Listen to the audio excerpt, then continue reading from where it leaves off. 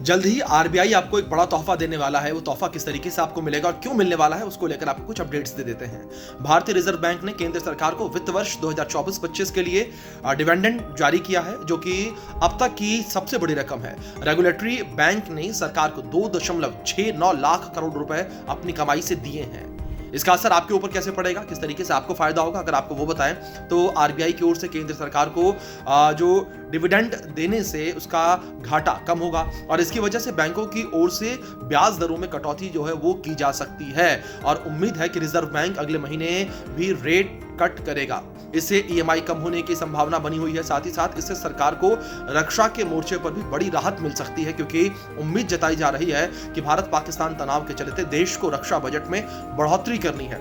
इसके लिए उसके घाटे के बढ़ने की आशंका थी। हालांकि आरबीआई की ओर से मिले पैसों के कारण सरकार को इस सेक्टर में अब राहत मिलती नजर आएगी। लेकिन दूसरी ओर जिस तरीके से आरबीआई ने सरकार को ये पैसे दिए हैं, इन पैसों को लेकर जो आम जनता है वो भी अब उम्मीद लगाकर बैठी है कि आरबीआई के द्वारा जो सरकार को पैसे दिए गए हैं, सरकार के घाटे को कम किया गया है, तो ऐसे में आम जनता की जेब जिस तरीके से भारी हो रखी है ईएमआई को भरने को लेकर, तो ऐसे में हो सकता है कि जो इंटरेस्ट रेट है बैंकों का वो कम हो। अगर आपकी होम लोन चल रहे हैं तो उसमें शायद आपको राहत थोड़ी मिल सकती है। अब देखना यहाँ पर यह होगा कि सरकार के द्वारा बैंकों के द्वारा क्या फैसला लिया जाता है।